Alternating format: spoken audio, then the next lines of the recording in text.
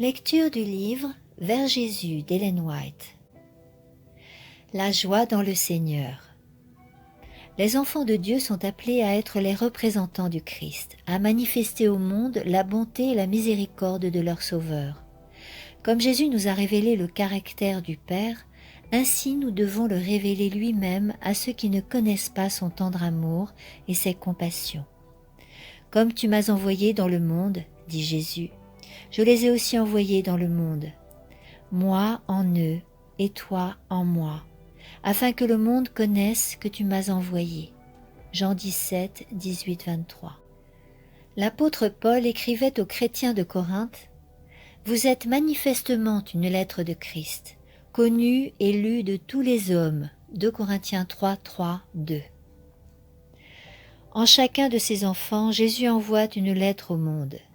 Si vous êtes son disciple, vous êtes la lettre qu'il envoie à la famille où vous logez, au village, à la rue que vous habitez. Par vous, Jésus désire parler au cœur de ceux qui ne le connaissent pas. Peut-être ne lisent-ils pas la Bible, n'entendent-ils pas la voix qui leur parle dans ses pages et ne voient-ils pas l'amour de Dieu dans ses œuvres? Mais si vous êtes un véritable représentant de Jésus, il est possible que par vous, il soit amené à comprendre quelque peu sa bonté, à l'aimer et à le servir. Ils doivent réfléchir sur le monde, la lumière qu'ils reçoivent de Jésus-Christ. Leur vie et leur caractère devraient être tels que d'autres puissent obtenir par eux une juste conception du Sauveur et de son service. Si nous le représentons fidèlement, nous ferons paraître son service attrayant, comme il l'est en réalité. Les chrétiens qui se découragent, qui murmurent et qui se plaignent, donnent au monde une fausse conception de Dieu et de la vie chrétienne.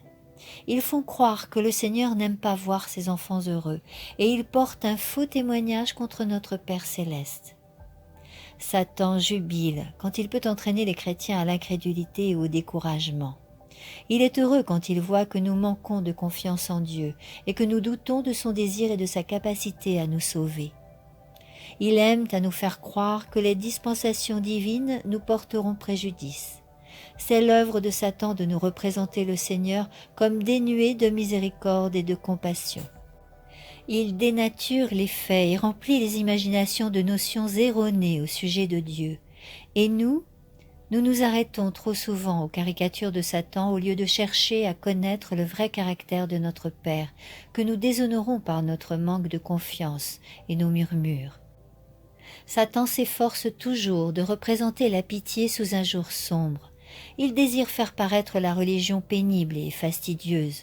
Aussi, quand le chrétien présente le christianisme sous ce faux jour, son incrédulité confirme le mensonge de Satan.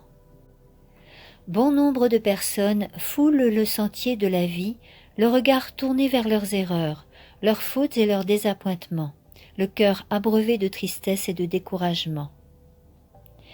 Il y a bien des années, une personne pieuse qui se trouvait dans une grande angoisse m'écrivit pour me demander quelques paroles d'encouragement.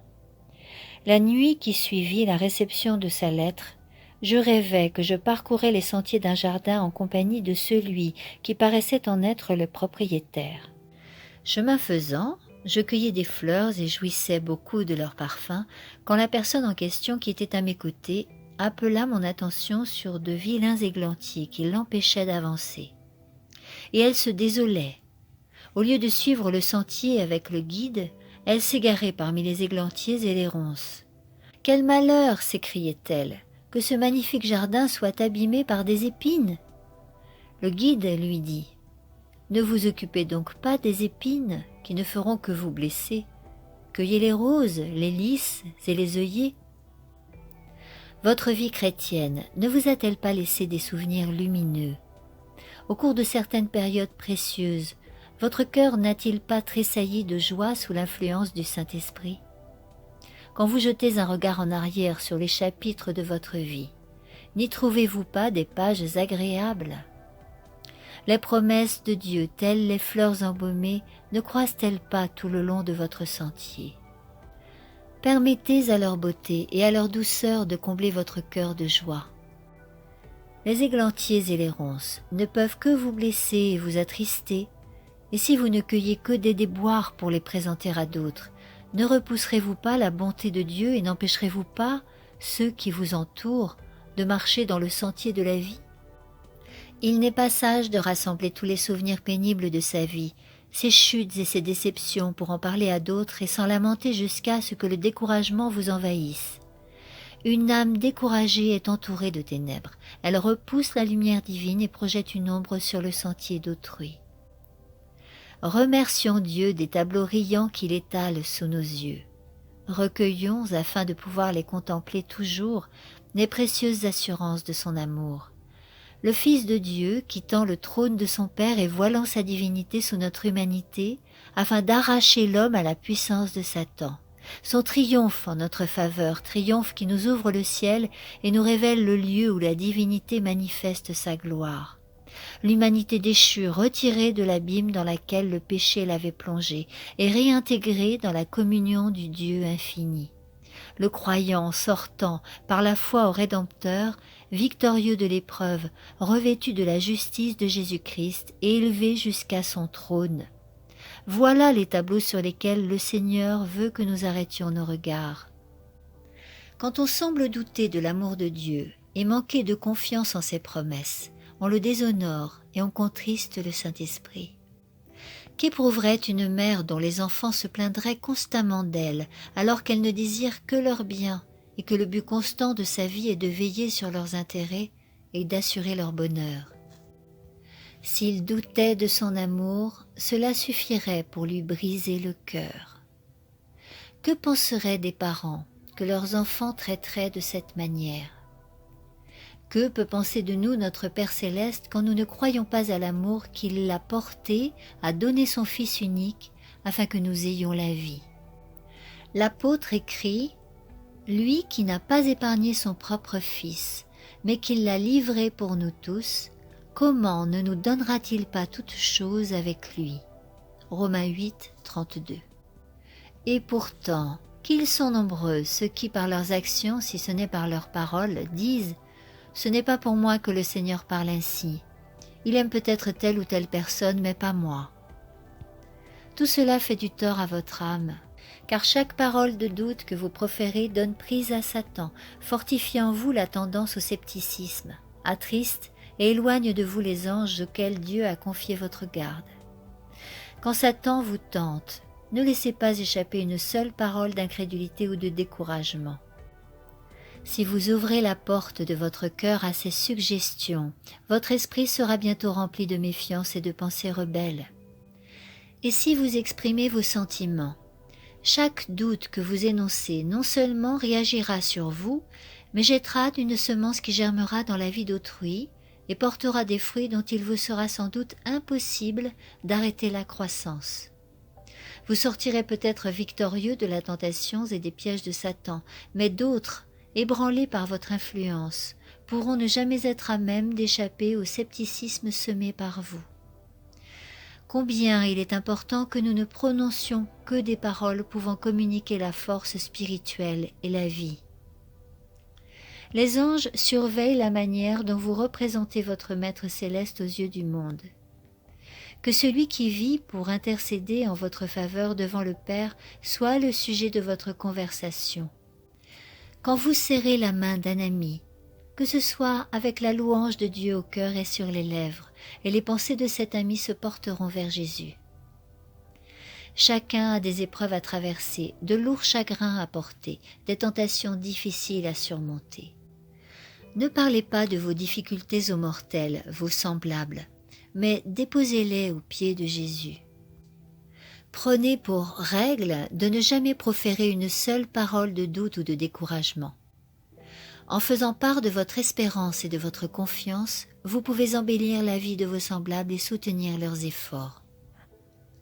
Mainte âme courageuse, accablée par la tentation, est sur le point de succomber dans la lutte contre le moi et contre la puissance des ténèbres.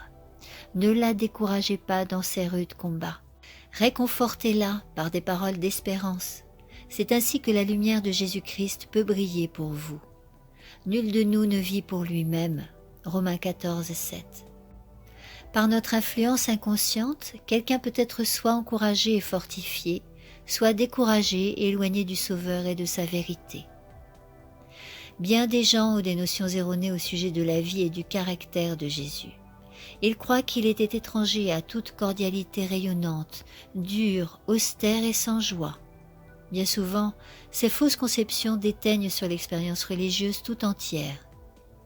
On entend parfois dire « Jésus a pleuré », mais on ignore s'il a jamais souri.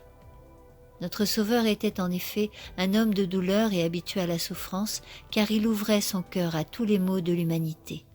Mais bien que sa vie fût faite de renoncements, de peines et de soucis, son esprit n'était pas abattu.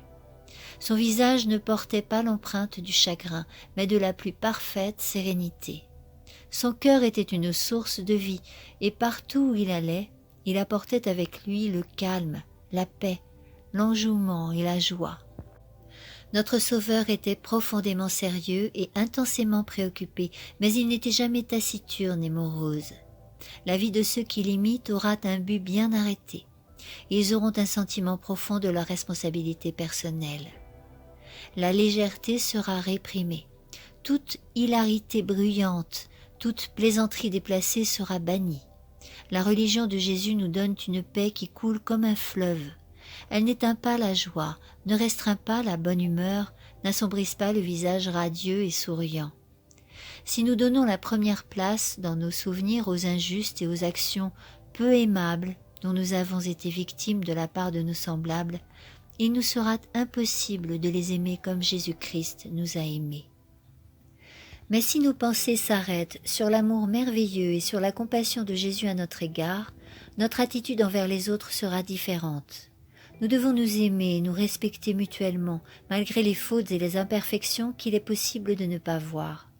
C'est en cultivant l'humilité et la défiance du moi que sera extirpé tout égoïsme étroit et que nous deviendrons magnanimes et généreux.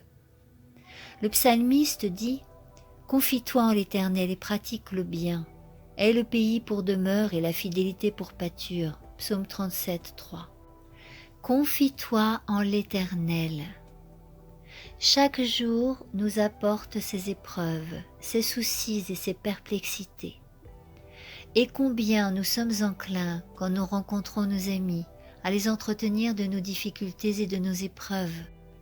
Nous nous créons tant de soucis, nous exprimons tant de sujets de crainte, nous portons un tel poids d'anxiété, que ceux qui nous entendent pourraient supposer que nous n'avons pas un Sauveur aimant et compatissant, prêt à entendre nos requêtes et à nous secourir au moment du besoin. Il est des personnes qui vivent de crainte et d'appréhension. Chaque jour, elles sont entourées des preuves de l'amour de Dieu. Chaque jour, elles jouissent des largesses de sa providence, mais elles ne voient pas les bénédictions présentes. Leurs pensées se portent continuellement sur les contrariétés qu'elles craignent pour l'avenir ou sur des difficultés que leur imagination grossit à un tel point que les nombreux sujets de gratitude sont éclipsés. Les obstacles qu'elles rencontrent, au lieu de les pousser vers Dieu, l'unique rocher de leur secours, les séparent de lui, parce qu'elles éveillent l'incertitude et la disposition au murmure. Faisons-nous bien d'être ainsi incrédules? Pourquoi serions-nous ingrats et méfiants? Jésus est notre ami, le ciel tout entier s'intéresse à notre bien. Il ne faut pas permettre aux préoccupations et aux tracas de la vie de chaque jour de nous irriter et d'assombrir nos fronts. Si nous le faisons, nous aurons toujours des raisons de nous tourmenter. Il ne faut pas se livrer à de stériles soucis qui épuisent sans profit.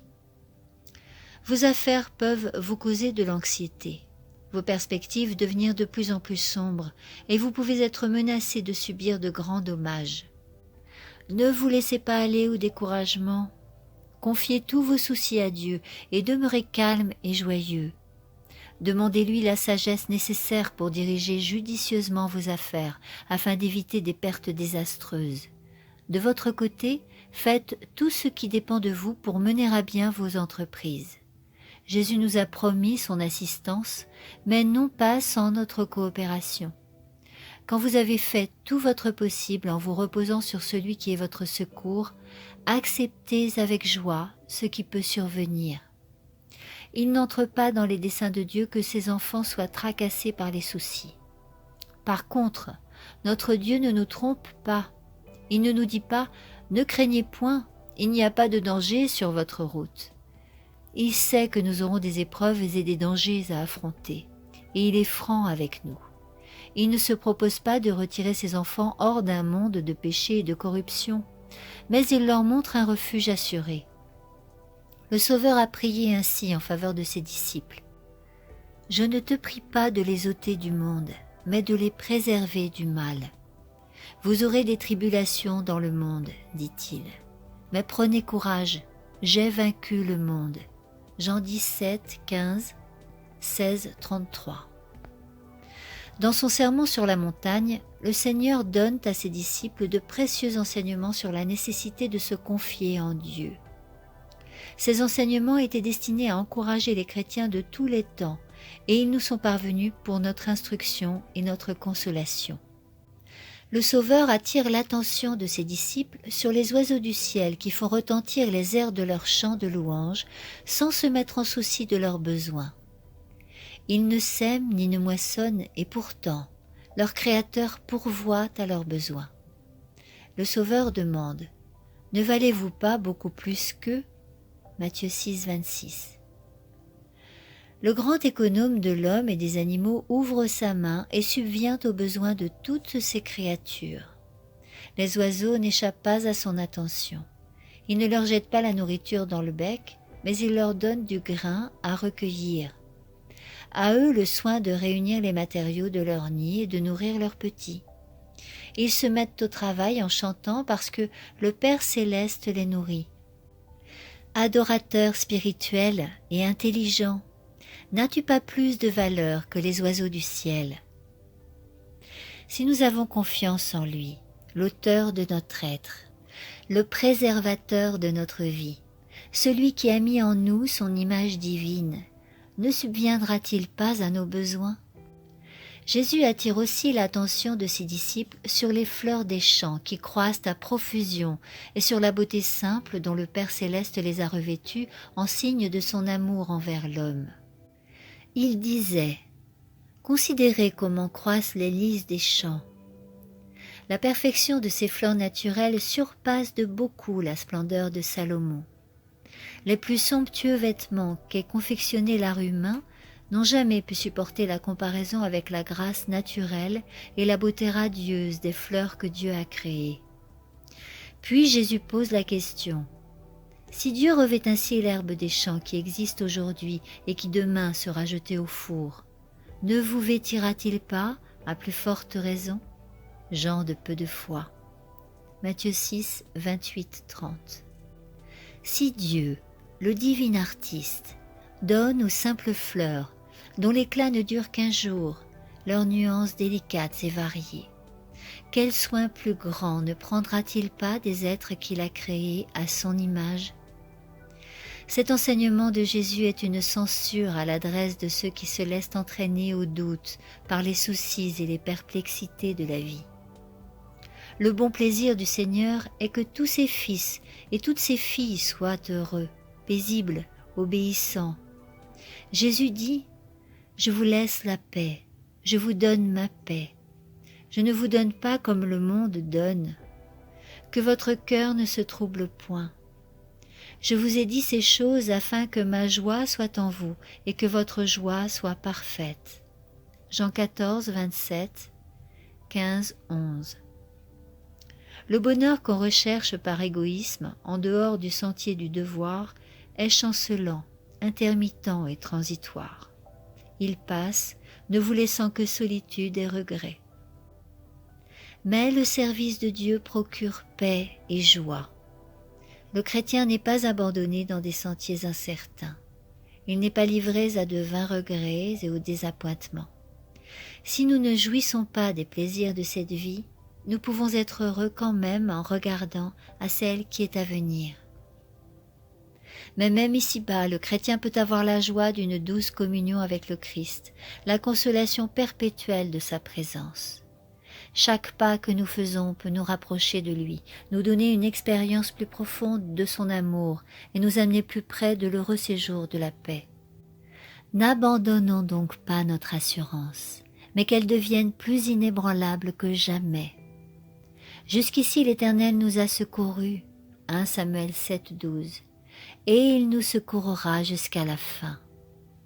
Portons nos regards sur les monuments de la bonté divine qui nous rappelleront tout ce que le Seigneur a fait pour nous consoler et nous sauver de la main du destructeur. Gardons le souvenir précis de toutes les compassions de Dieu à notre égard, des larmes qu'il a essuyées, des douleurs qu'il a adoucies, des angoisses qu'il a fait disparaître, des sujets de crainte qui, sur son ordre, se sont évanouis, des besoins auxquels il a pourvu et des bénédictions qu'il a répandues sur nos têtes. Nous nous préparerons ainsi à surmonter les épreuves que nous aurons encore à affronter pendant le reste de notre pèlerinage. Nous pouvons nous attendre à de nouvelles angoisses dans le conflit qui se prépare. En considérant le passé et l'avenir, disons « Jusqu'ici l'Éternel nous a secourus. Que ta vigueur dure autant que tes jours. » Deutéronome 33, 25. Les épreuves n'excéderont pas les forces qui nous seront données pour les supporter. Mettons-nous donc à l'œuvre là où le Seigneur nous a placés et prenons courage. Quoi que l'avenir nous réserve, les forces seront proportionnées aux épreuves. Bientôt les portes des cieux seront grandes ouvertes devant les enfants de Dieu, et le roi de gloire les accueillera par ses paroles qui charmeront leurs oreilles comme la musique la plus suave. Venez, vous qui êtes bénis de mon Père, prenez possession du royaume qui vous a été préparé dès la fondation du monde. Matthieu 25, 34. Alors les rachetés seront accueillis dans les demeures que Jésus est allé leur préparer. Ils n'auront pas pour compagnons des êtres pervers, des menteurs, des idolâtres, des impurs, des incrédules, mais ils s'uniront à ceux qui ont vaincu Satan et qui, par la grâce de Dieu, ont formé des caractères parfaits. Toute tendance au péché, toute imperfection qui les afflige ici-bas, aura été supprimée par le sang de Jésus-Christ, et ils auront pour partage la magnificence de sa gloire, surpassant de beaucoup celle du soleil. En même temps, la beauté morale et la perfection de leur Sauveur brilleront par eux d'un éclat qui éclipsera cette splendeur extérieure. Ils seront sans tache devant le grand trône blanc. Ils participeront à la dignité et aux privilèges des anges. En vue du glorieux héritage qui nous est offert, que donnerait un homme en échange de son âme? Matthieu 16, 26. Il peut être pauvre et pourtant posséder en lui-même des richesses et une dignité supérieure à tout ce que le monde peut donner. L'âme rachetée et purifiée du péché, l'âme qui consacre au service de Dieu toutes les nobles facultés qui lui ont été départies, a une valeur inexprimable. Aussi, chaque fois que sur la terre une âme est sauvée, cette nouvelle fait naître dans le ciel, en la présence de Dieu et des anges, une joie sainte et glorieuse qui éclate en chants de triomphe. Fin de la lecture du livre Vers Jésus d'Ellen White.